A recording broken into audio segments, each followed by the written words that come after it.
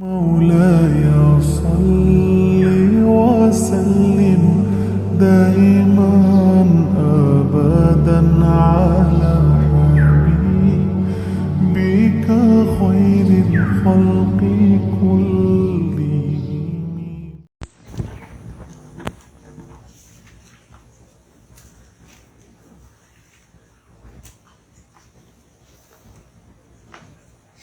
Bismillahirrahmanirrahim. Assalamualaikum warahmatullahi wabarakatuh. Waalaikumsalam. Alhamdulillahi rabbil alamin. Wassalatu wassalamu ala ashrafil anbiya'i wal mursalin wa ala alihi wa sahbihi ajma'in. Amma ba'du.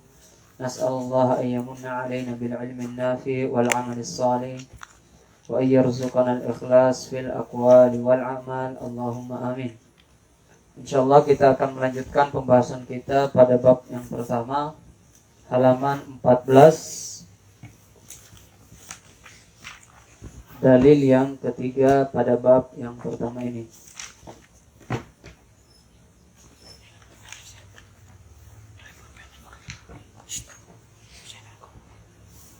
Qala Allah Ta'ala wa qada rabbuka alla ta'budu illa iyyahu وبالوالدين إحسانا إما يبلغن عندك الكبر أحدهما أو كلاهما فلا تقل لهما أف ولا تنهرهما وقل لهما قولا كريما واخفض لهما جناح الذل من الرحمة وقل رب ارحمهما كما ربياني صغيرا.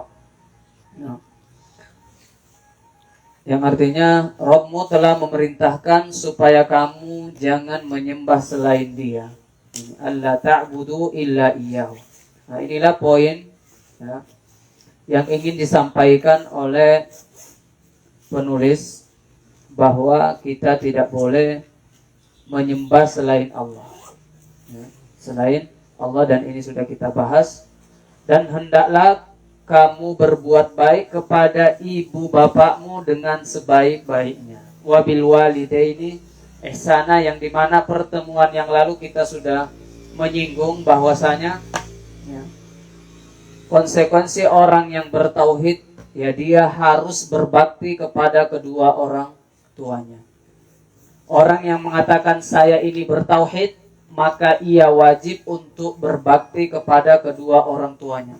Kenapa? Ya karena Allah Subhanahu wa Ta'ala sangat-sangat banyak menyebutkan kewajiban berbakti kepada kedua orang tua itu setelah kewajiban kita untuk menghamba, mentauhidkan Allah Subhanahu wa Ta'ala, di antaranya di ayat ini. Wa qada rabbuka alla ta'budu illa iyyahu. Ini kewajiban kita kepada pencipta kita. Kemudian setelah itu wabil walidaini ihsana. Artinya apa? Ya setelah kita bertauhid, kita harus berbakti kepada kedua orang tua kita. Kalau kita mengatakan kita bertauhid kepada Allah Subhanahu wa Ta'ala, maka secara otomatis kita wajib untuk berbakti kepada kedua orang tua kita. Nah, orang yang mengaku rindu dengan Nabi Muhammad SAW, saya mencintai Rasulullah SAW, ya, tapi dia tidak berbakti, dia tidak hormat kepada ibu bapaknya, maka batal cintanya kepada Rasulullah SAW. Sekali lagi, orang yang mengaku rindu dan cinta kepada Rasulullah SAW, dan dia mengatakan saya mencintai Rasulullah SAW, saya rindu dengan Nabi SAW, tapi ketika dia pulang ke rumahnya, dia tidak hormat kepada orang tuanya, maka bisa kita katakan cintanya kepada Rasulullah itu batal secara otomatis. Karena yang mengaku dan benar-benar cinta kepada Rasulullah, maka hendaknya dia memuliakan, menghormati kedua orang tuanya. Sangat banyak orang ya, ketika dia bertemu dengan ulama, dia bertemu dengan gurunya, atau dia bertemu dengan atasannya, maka dia memperlakukan seorang ulama itu dengan hormat, mencium tangannya, menghormatinya dan seterusnya. Tetapi ketika dia pulang ke rumahnya, dia tidak menghormati ibunya. Dia mengangkat suaranya di hadapan ibunya. Maka hormatnya kepada ulama, cintanya kepada ulama itu batal secara otomatis karena dia tidak mau menghormati kedua orang tuanya. Maka sekali lagi dikatakan di sini, wabil walidaini ihsana, hendaklah kita semua berbakti kepada kedua orang tua kita dengan sebakti-baktinya. Sebagaimana yang telah kita ceritakan pada pekan lalu, Uwais Al-Qarni adalah seorang tabi'in. Seorang tabi'in yang dimana beliau adalah majhulun fil ardi wa ma'rufun fis sama. Dia tidak dikenal di dunia, tetapi dia terkenal di langit. Ketika Uwais Al-Qarni mengangkat kedua tangannya, maka arsy Allah Subhanahu wa taala bergetar.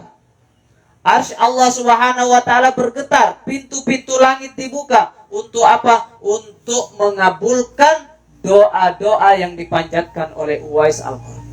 Tidak satupun seorang ulama mengatakan bahwa Uwais Al-Qarni adalah penghafal Al-Quran. Tidak ada seorang ulama yang mengatakan bahwa Uwais Al-Qarni adalah seorang ulama besar yang mengajarkan ilmunya seperti ulama-ulama yang lainnya.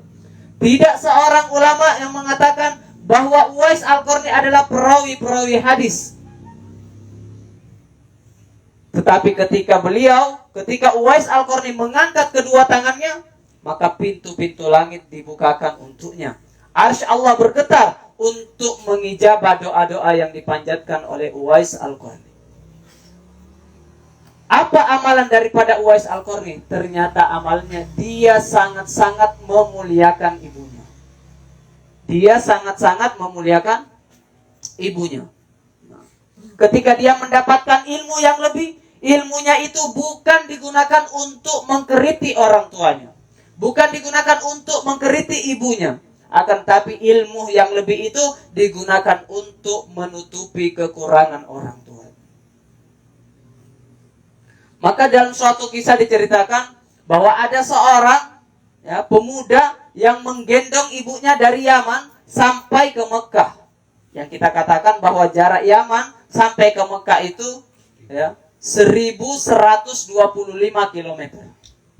Dia gendong ibunya, kemudian dia tawaf mengelilingi Ka'bah. Di putaran yang kedua, dia bertemu dengan sahabat mulia Abdullah ibnu Umar radhiyallahu taala anhu yang ketika itu juga sedang bertawaf.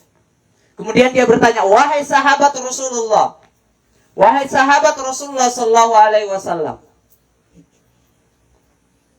sekarang dan ini saya yang kedua kalinya saya telah menggendong ibu saya dari Yaman ke Makkah dan ini untuk tawaf. Untuk yang kedua kalinya. Apakah yang saya lakukan ini mampu membalas seluruh kebaikan ibu saya? Apakah ini sudah mampu membayar jasa-jasa daripada ibu saya? Ya. Maka Abdullah ibnu Umar radhiyallahu anhu menjawab, demi Allah, itu semua yang engkau lakukan itu belum mampu membalas meskipun satu hentakan nafas ibumu ketika dia melahirkan engkau. Itu belum mampu membalas setetes darah ibu kita yang keluar ketika melahirkan kita. Ya karena kenapa? Ya karena sampai kapanpun kita tidak bakalan mampu melahirkan ibu kita. Hamalathu ummuhu wahnan ala wahnin. Ibu kita telah mengandung kita semua wahnan ala wahnin. Sakit di atas sakit, lemah di atas lemah. Wa fisaluhu amaini. Kemudian menyusui kita selama 2 tahun. Di awal kita lahir, ibu kita menyusui setiap 2 jam. Setiap 2 jam. Di malam hari, ibu kita menyusui kita jam 8 malam, kemudian jam 8.10, jam 10 malam, kemudian terbangun lagi jam 12 untuk menyusui kita, kemudian jam 2, kemudian jam 4. Kita telah mengganggu tidur ibu kita. Berapa kali ibu kita tidak jadi sholat duha? Ya karena mungkin kita, mohon maaf, kita pipis di kain sholatnya, kita pipis di sejadahnya. Berapa kali kita menghalangi ibu kita untuk sholat tahajud, ya karena kita menangis semalam. Ya, kita menangis semalam suntuk. Akhirnya apa? Ibu kita tidak mampu mendirikan sholat tahajud. Nah, maka apapun yang kita persembahkan untuk ibu kita, maka itu belum mampu membalas satu hentakan nafasnya ketika ibu kita melahirkan kita. Tidak mampu membalas meskipun hanya setetes darah yang keluar ketika melahirkan kita semua. Maka Uwais Al-Qarni benar-benar memahami ini, ya. Dan benar-benar, ya, orang-orang yang benar-benar yang benar-benar berbakti kepada ibu ayahnya, Allah akan bukakan kesuksesan yang seluas-luasnya untuknya. Allah akan mengijabah seluruh doa-doanya. Bahkan Rasulullah berpesan kepada Umar ibn al-Khattab, wahai Umar, jikalau engkau bertemu dengan Uwais Al-Qarni, siapa yang tidak mengenal Umar ibn al-Khattab radhiyallahu ta'ala anhu, sahabat yang paling mulia setelah Abu Bakar As-Siddiq radhiyallahu ta'ala. Tetapi Umar pun diminta untuk meminta, ya, kepada Uwais Al-Qarni untuk mendoakannya. Dan ketika Umar, di zaman Umar, dan Umar bertemu dengan Uwais, maka ketika itu Umar tidak menyanyiakan kesempatan itu. Umar ibn Khattab radhiyallahu ta'ala anhu meminta kepada Uwais untuk didoakan supaya dosa-dosanya diampuni oleh Allah subhanahu wa ta'ala. Dikisahkan pula di kisah yang lain, seorang sahabat Ibnu Mas'ud radhiyallahu ta'ala anhu terkenal dengan baktinya kepada ibunya. Ya, ketika di malam hari ibunya meminta kepadanya untuk mengambilkan air, maka ketika itu langsung bergegas untuk mengambil air, tapi ya karena ibunya terlalu lelah, maka ibunya pun tertidur sebelum Ibnu Mas'ud radhiyallahu ta'ala anhu datang dan membawa air untuk ibunya. Akhirnya apa yang dilakukan oleh Ibnu Mas'ud? Ibnu Mas'ud berdiri di samping ibunya sambil memegang air itu, menunggu sampai ibunya terbangun. Dan ibunya pun terbangun menjelang subuh, dan dia tidak meninggalkan tempatnya. Karena apa? Supaya ibunya tidak usah memanggil untuk kedua kalinya di saat ibunya membutuhkan air, maka dia tunggu sampai ibunya terbangun. Begitu pula dengan kisah yang sudah masyhur di tengah-tengah kita, yaitu ketika ada 3 pemuda yang terkurung di dalam goa. Masuk ke dalam goa, tiba-tiba ada batu menutup mulut goa tersebut. Maka ketiga-tiganya bersepakat untuk bertawassul dengan amalan soleh mereka. Salah satu pemuda ini mengatakan, ya Allah, dahulu setiap hari saya rutin untuk memberikan susu untuk ibu saya. Ketika selepas saya bekerja, pulang mencari dahan dan ranting, kemudian saya balik. Sebelum saya ke rumah saya, sebelum saya bertemu dengan anak-anak saya dan memberikan susu ini untuk anak-anak saya mampir ke ibu saya untuk memberikan air susu tersebut. Maka pada suatu ketika, seorang pemuda ini terlambat atau telat pulang ke rumahnya. Akhirnya ketika dia datang menemui ibunya sudah tertidur. Kemudian pada saat itu dia menunggu dan tidak mau pulang ke rumahnya, tidak mau memberikan susu yang dia bawa kepada anak-anaknya, meskipun anak-anaknya telah meminta susu tersebut. Meskipun anak-anaknya sudah menangis untuk meminta susu tersebut, tapi seorang pemuda itu karena baktinya dengan ibunya, maka susu itu tidak diberikan kepada anak-anaknya sebelum susu itu diminum oleh ibunya. Maka dia pun berdiri di situ sampai ibunya terbangun. Maka dia pun bertawasul dan Allah menerima amalannya. Allah menerima tawasulnya. Akhirnya apa yang terjadi? Ya, ketika dia bertawasul, batu yang menutupi mulut gua itu bergeser dan mulai terbuka. Nah, artinya apa ya? Sangat luar biasa. Dan inilah yang sering kita lihat. Ya, saya ketika di Malaysia dulu, kami sering melihat betapa banyak orang-orang, saudara kita dari Cina, itu ketika mereka keluar Mereka ke mall, mereka ke rumah makan, mereka membawa ibu-ibu mereka yang sudah tua renta, yang mungkin duduk di atas kursi roda. Ketika mereka jalan, rihla, mereka ikut sertakan ibu-ibu mereka. Karena bagi mereka, mereka benar-benar paham bahwa seorang ibu adalah keberuntungan. Seorang ibu adalah keberuntungan. Ibunya didudukkan, dihormati, bahkan disuap dengan begitu lembut dan dengan penuh kasih sayang. Ya, maka tidak usah heran kalau kita melihat ya mereka itu Allah bukakan pintu-pintu ya kekayaan-kekayaan dunia. Rezeki-rezekinya dimudahkan. Ya mengapa? Ya karena mereka memuliakan ibu-ibu mereka. Mereka memuliakan orang tua mereka. Mereka benar-benar memahami bahwa keberkahan pintu rezeki ini terbuka lebar ketika mereka berbakti dan menghargai ibu dan orang tua mereka. Maka kita sebenarnya ini teori kita. Ini ajaran Islam. Bahkan perintah kedua setelah apa? Setelah kita bertauhid dan menghamba kepada Allah. Allah ta'budu illa iyyahu wa bil walidaini ihsana. Anishkurli wa li walidayka ilayyal masir. Allah selalu menggandengkan antara bagaimana kita bersyukur kepada Allah, kemudian jangan sampai kita lupa untuk juga bersyukur kepada orang tua kita. Menyembah kepada Allah, maka setelah kita menyembah kepada Allah, jangan sampai kita lupa untuk senantiasa berbakti kepada kedua orang tua kita. Ini adalah ajaran Islam, tapi mereka yang mengamalkan. Kita paham, tapi seringkali kita lalai untuk mengamalkan.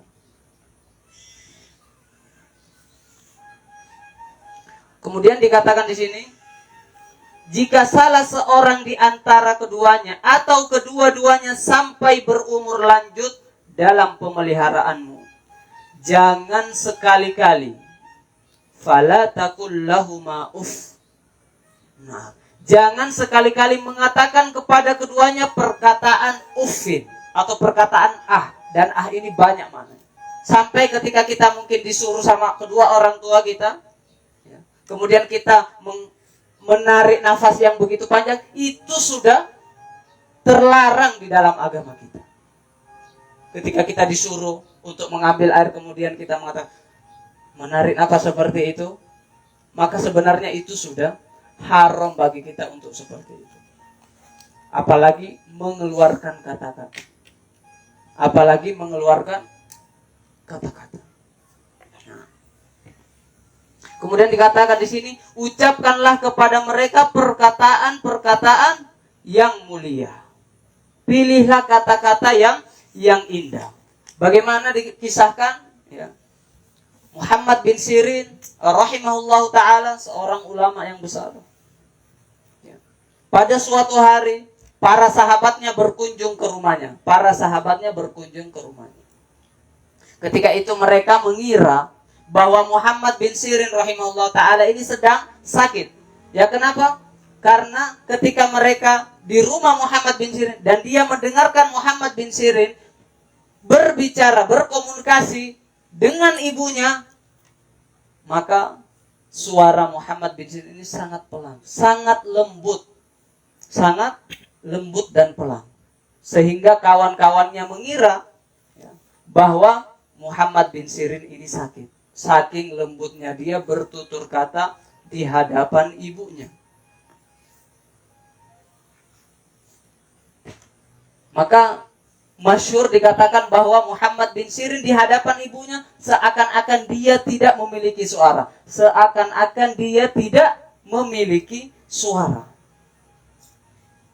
Hingga suatu ketika, ketika Muhammad bin Sirin sedang mengajar seperti ini, sedang mengkaji ilmu, tiba-tiba ibunya memanggilnya. Dan tanpa sadar, secara otomatis dia pun menjawab dengan suara yang keras. dia pun menjawab panggilan ibunya dengan suara keras tanpa sengaja. Setelah itu apa yang dilakukan? Setelah itu dia menangis, dia menyesal, dan dia mencari 2 budak untuk dibebaskan, untuk menebus kesalahannya, karena dia sudah mengangkat suaranya padahal dia tidak sengaja. Mencari 2 budak dimerdekakan oleh Muhammad bin Sirin karena apa? Ketika ditanya, ini untuk menebus kesalahan saya karena saya telah mengangkat suara saya di hadapan ibu saya. Padahal dia mengangkat dalam kondisi tidak sengaja. Bagaimana lagi dengan kita? Terkadang kita sengaja mengangkat, bahkan membentak, ya, menggurui ibu kita, menggurui ayah kita.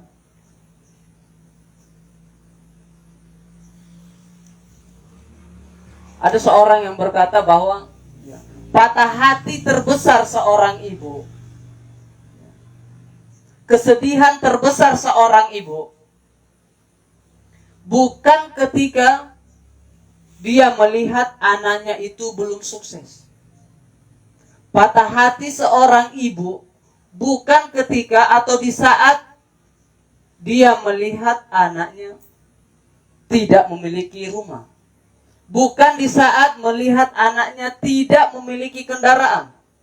Akan tetapi patah hati terbesar seorang ibu, kesedihan terbesar seorang ibu, dikala anak yang dulunya dibesarkan dengan darah, dengan air mata, dengan keringat, anak yang dulunya diajar untuk ngomong, ketika dia sudah pandai ngomong, maka dia mengangkat suaranya di hadapan ibunya. Ya. Maka disitulah seorang ibu, demi Allah, hatinya akan hancur sehancur-hancurnya. Maka ketika dia atau kita sebagai seorang anak sudah mulai mengangkat dan menggurui ibu kita, maka percayalah, disitulah hatinya akan hancur dengan sehancur-hancurnya.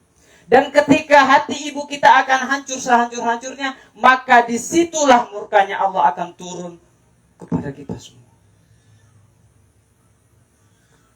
Dan ketika murkanya Allah sudah turun kepada kita, maka apalagi yang bisa kita harapkan? Amalan apalagi yang bisa kita harapkan?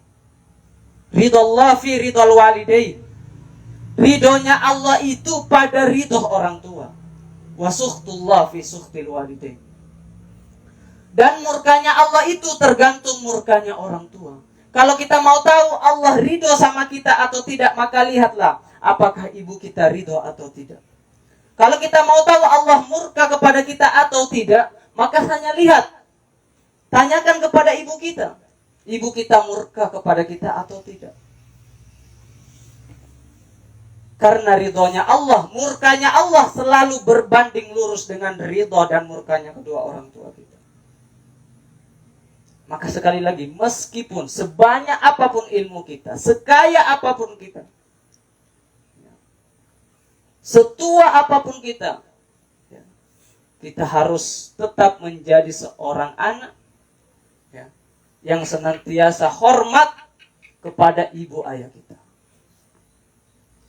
Nah, maka jangan sampai kita mengangkat suara, mengatakan saja, haram. Apalagi sampai kita mengangkat suara kita melebihi suara orang. Apalagi sampai kita merasa bahwa kita lebih alim, kita sudah menggurui karena kita sudah hijrah, kita sudah majelis ilmu. Akhirnya kita merasa bahwa kita lebih pandai dari orang tua kita.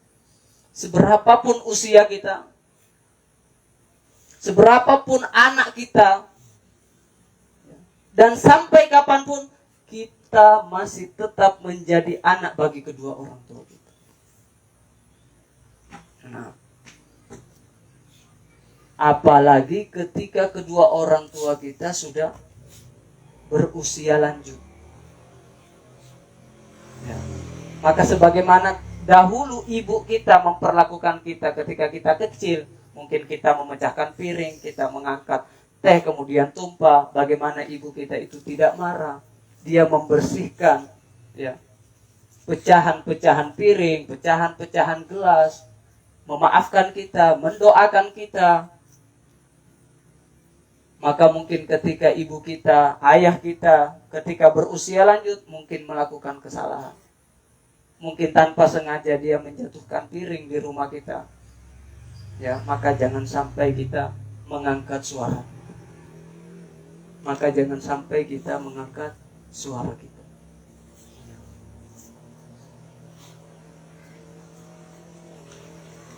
Suatu aib bagi seorang anak ketika seorang ibunya itu sudah meminta uang kepada anaknya. Itu aib besar. Ya. Jangan sampai ibu kita itu ketika merasa belum makan, tidak punya sembako di rumah, berasnya habis.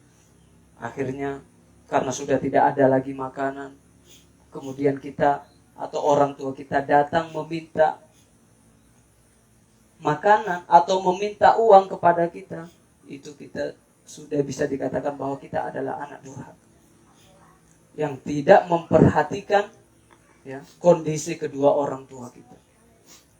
Nah, apatah lagi ketika ada orang ibunya, ya ada orang ketika ibunya datang meminta uang, meminjam uang, tidak katakan meminta, meminjam uang, dia mengatakan saya minta izin dulu sama istri saya. Nauzubillah. Saya minta izin dulu sama istri saya. Di mana qawamnya? Sebagai seorang anak lelaki.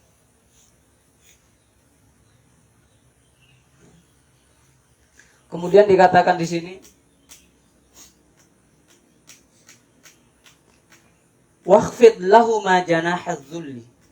Nah, rendahkanlah dirimu terhadap mereka berdua dengan penuh kasih sayang.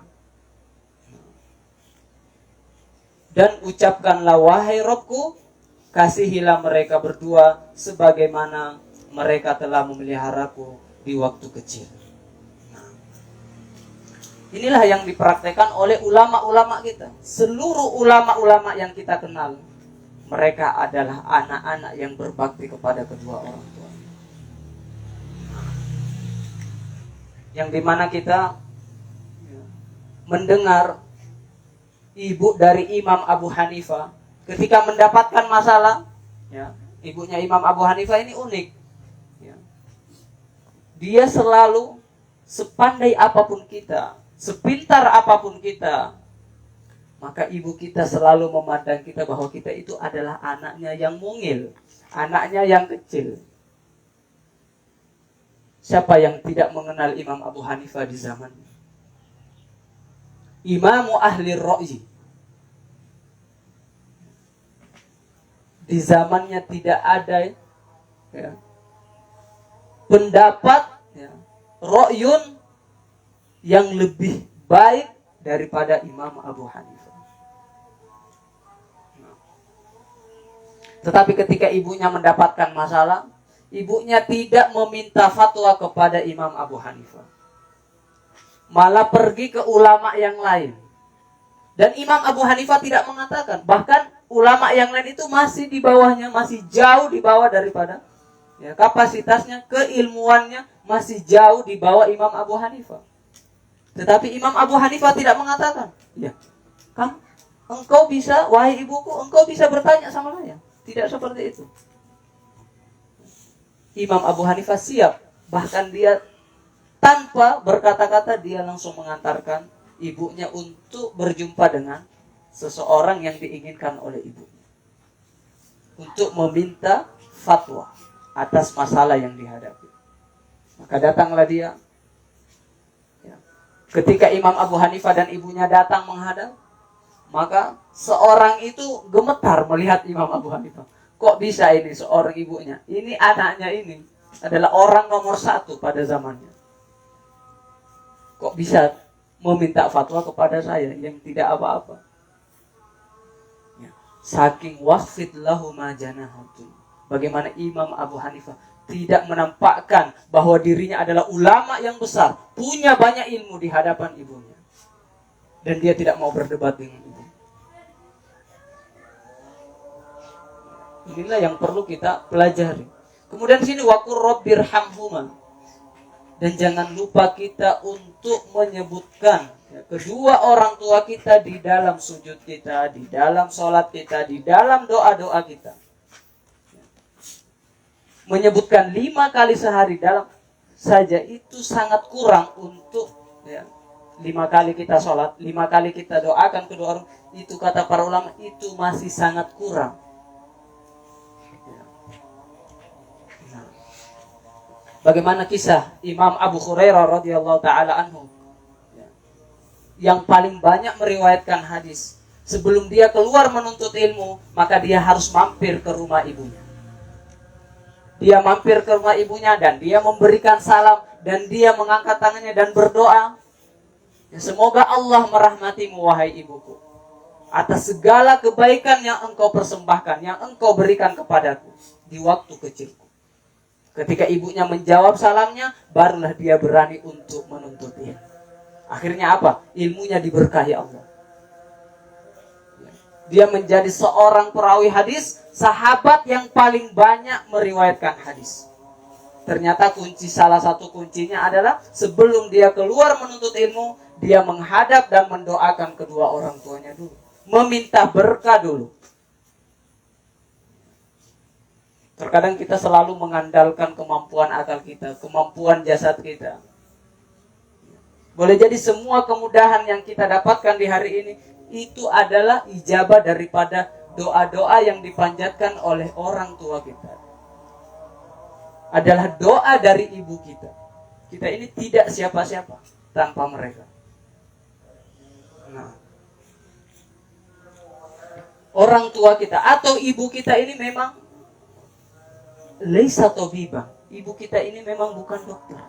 Tetapi ketika kita sakit, dialah yang merawat kita, dialah yang menemani kita, dialah yang menyuapkan makanan sampai masuk ke dalam mulut kita sampai kita sembuh. Dialah yang begadang di malam hari. Innaha laisat muhandisa. Ibu kita ini bukan insinyur, tetapi setiap kita punya masalah, dia tidak henti-hentinya mendoakan kita. Dia selalu membersamai kita untuk menyelesaikan segala persoalan hidup. Dia bukan filsuf.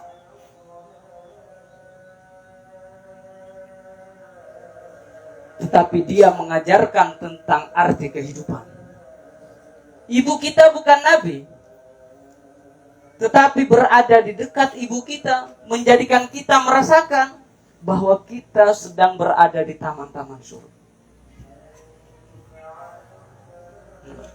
Inilah para ulama-ulama, sangat banyak sekali kisah-kisah para ulama yang mereka memahami bahwa surga mereka itu tidak lebih tinggi daripada telapak kaki ibunya.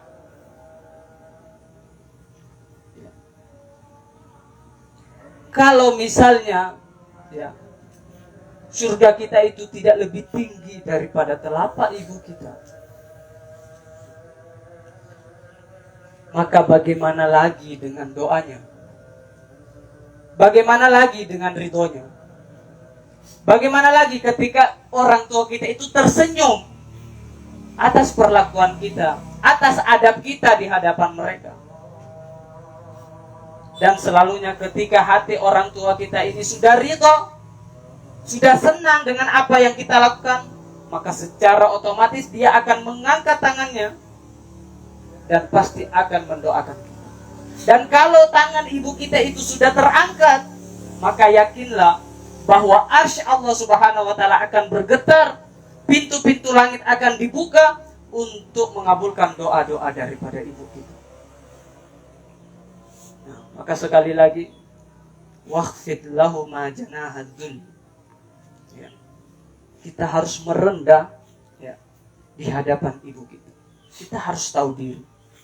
Nah, dan jangan sampai kita lupa untuk mendoakan kedua orang tua kita. Yang masih hidup, jangan sia-siakan. Rogimam fumriin, sungguh merugi, sungguh celaka, sungguh merugi dan celaka seseorang yang dia mendapati kedua orang tuanya masih hidup, tetapi itu belum menjadikannya sebab untuk dia masuk ke dalam surga. Allah Karim, Allah itu maha mulia, yang meletakkan surga kita itu dekat dengan kita. Kita tidak butuh safar jauh-jauh. Allah meletakkan surga kita di dalam rumah kita.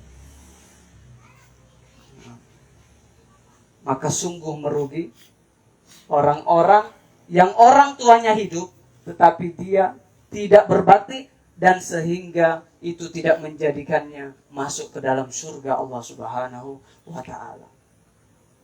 Bagi yang orang tuanya sudah meninggal, sudah berada di alam barzakh, maka jangan sampai kita lupa untuk mendoakan kedua orang tua kita. Jangan sampai kita lupa untuk beristighfar untuk kedua orang tua kita.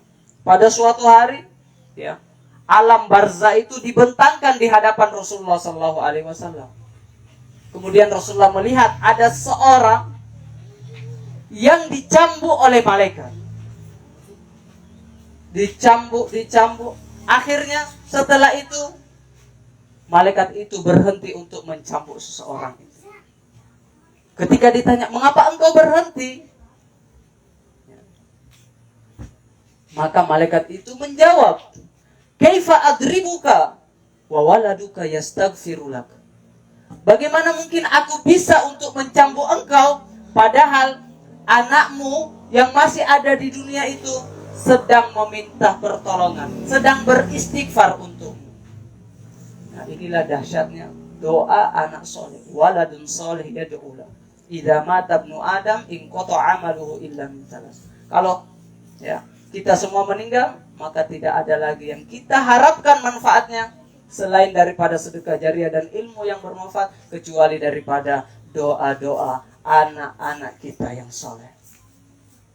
Nah, sekali lagi, ya, jadi intinya siapapun yang mengaku bahwa saya adalah umat hamba yang bertauhid, saya adalah hamba Allah, maka wajib bagi dia untuk menghormati dan berbakti kepada kedua orang tua. Siapapun yang mengaku saya rindu Rasulullah, saya cinta kepada Rasulullah SAW, tetapi dia tidak hormat kepada ibunya, maka batallah kecintaannya kepada Rasulullah SAW. Siapapun yang menghormati ulama, mencium tangan ulama, tetapi ketika dia pulang ke rumahnya, dia tidak mencium tangan ibunya, tidak mencium tangan ayahnya, maka batallah penghormatan dia kepada ulama. Maka jangan sampai kita mencari surga di luar jauh di sana, padahal Allah telah mendatangkan, menyediakan surga yang ada di rumah kita. Nah, mungkin cukup sekian yang bisa kita sampaikan. Kurang dan lebihnya mohon dimaafkan. Nakhtatim bi doa kafaratil majlis. Subhanallah wa bihamdika asyhadu an la ilaha illa anta astaghfiruka wa atubu ilaik. Wa sallallahu ala sayyidina Muhammad. Syukran wa barakallahu fikum. Ilaikum minni atyabu tahiyyah. Assalamualaikum warahmatullahi taala wabarakatuh.